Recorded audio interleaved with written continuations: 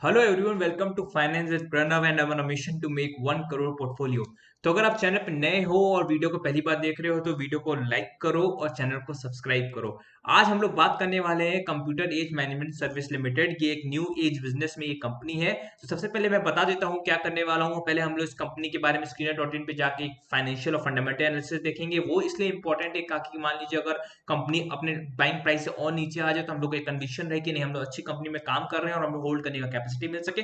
उसके बाद technical analysis पे जाके हम लोग ट्रेडिंग व्यू में देखेंगे एक बाई कॉल, एग्जिट कॉल और अपनी एक स्ट्रेटजी डिसाइड करेंगे, रिस्क एलोकेशन डिसाइड करेंगे। सब कुछ मोटा मोटी बोलो तो कंप्लीट स्टडी करेंगे। तो बहुत कुछ करने वाले हैं और एक अच्छी कंपनी के बारे में बात करने वाले हैं। तो आप प्लीज वीडियो को लाइक करो ताकि मैं और यूट्यूब बाबा दोनों खुश हो सके और हमारा जो मिशन है 1 करोड़ पोर्टफोलियो उसको हम लोग अचीव कर सके साथ में। तो आइए हम लोग स्टार्ट करते हैं। सबसे पहले स्क्रीनर.इन पे जाके computer age management service limited के बारे में।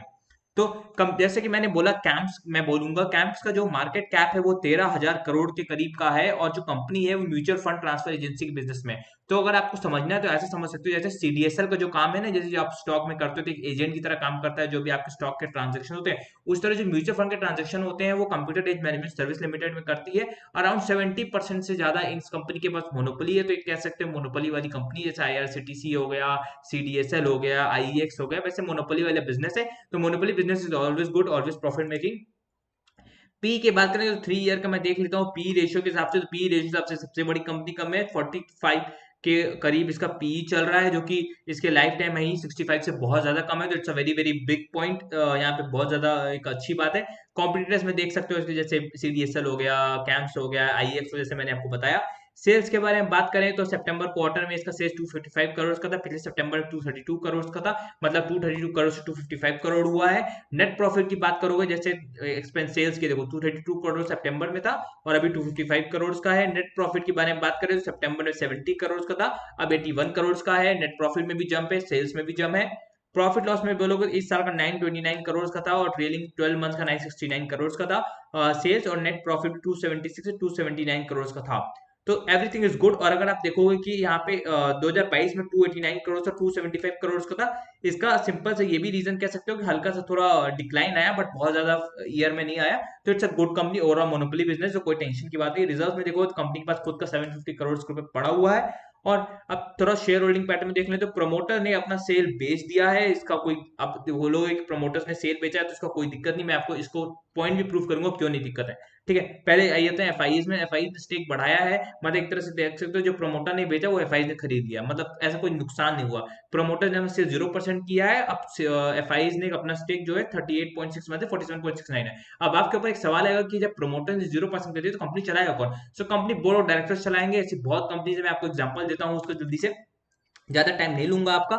तो मैं अगर मान लो मैं आपको एक एग्जांपल देने के लिए जल्दी से मैं चलो जो सबसे पहला मेरे दिमाग में आईसीआईसीआई बैंक का ले लेता हूँ। मेरे को ख्याल से इसमें भी प्रोमोटर का स्टेक जीरो है, नॉट श्योर बट देख लेता हूँ।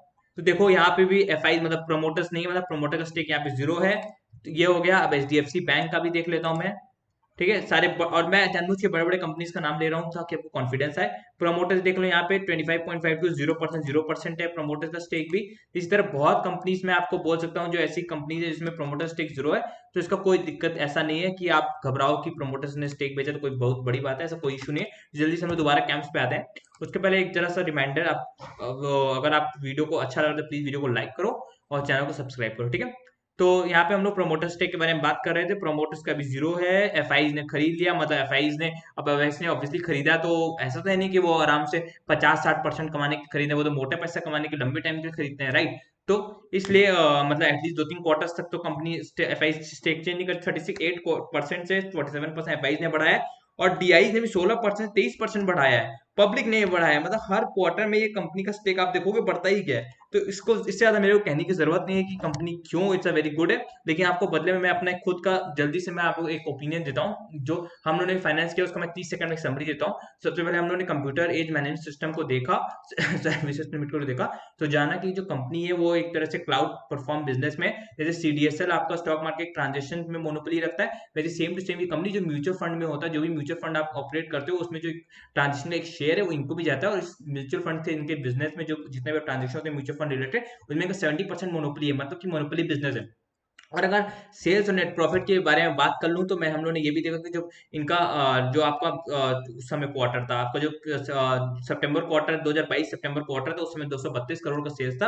अब सितंबर 2023 क्वार्टर में इनका 255 करोड़ से मतलब 232 करोड़ से 232 करोड़ से 255 करोड़ सेल बढ़ी है, जो कि मतलब सेल में इंक्रीज आया है क्वार्टर बेसिस पे। और ये एक और प्लस पॉइंट है कि जो अभी तक हाईएस्ट ओवर सेल्स मतलब अभी तक जितनी भी कंपनी ने सेल्स पोस्ट किए 255 करोड़ का हाईएस्ट ओवर सेल्स है। और जैसे जैसे कंपनी में इंडिया में म्यूचुअल फंड्स का लोग जैसे जैसे फाइनेंस में पार्टिसिपेशन बढ़ रहा है तो इनका बिजनेस भी बूम करेगा, तो इसका ग्रोइंग बिजनेस है, ये भी देख सकते हैं। और नेट प्रॉफिट भी देखोगे 71 करोड़ पिछले जो सितंबर क्वार्टर में था, अब इस साल देखो 81 करोड़ का था, मतलब नेट प्रॉफिट में भी इनका जंप आया है। तो एवरीथिंग इज गुड। प्रमोटर्स के पास अभी जीरो स्टेक है, बट एफआईज और डीआईज में रिसेंटली इस लास्ट क्वार्टर में अपना स्टेक 10-12% से बढ़ा दिया है और पब्लिक ने भी 4-5% बढ़ाया। तो ये है मेरा कैंप्स का ओपिनियन और एक तरह से it's a very decent company, very good company, great monopoly business, ये कहूंगा। अब जल्दी से हम लोग टेक्निकल पैटर्न पे यहाँ पे इसकी बात करेंगे, टेक्निकल एनालिसिस करेंगे।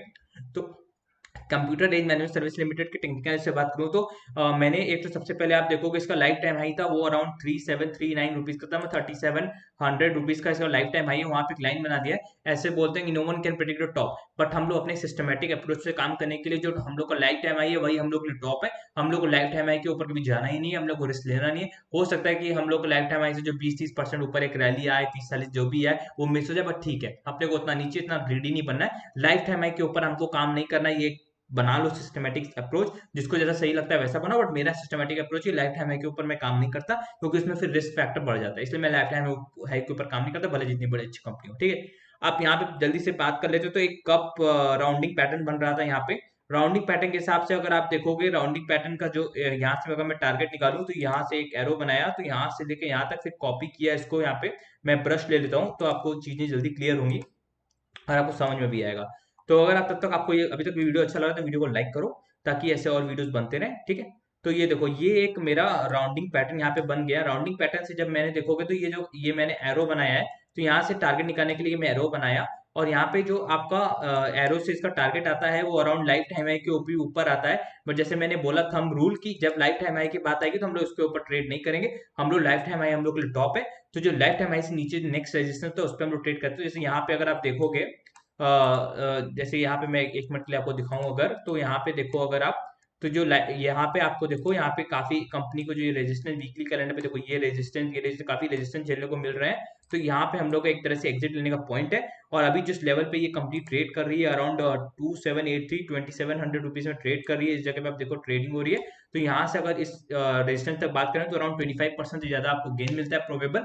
तो इट्स ओवरऑल डिसेंट गेन 25%। और यही सब अगर आप मल्टीपल आपको ऐसे ट्रेड्स मिलते रहेंगे तो जो 2.5-3 साल में हम लोग का पैसा डबल करने का ऑब्जेक्टिव है वो पूरा होता है। और जैसे ये ऑब्जेक्टिव पूरा होता है तो over the long game 1 crore portfolio का भी ऑब्जेक्टिव पूरा होता है।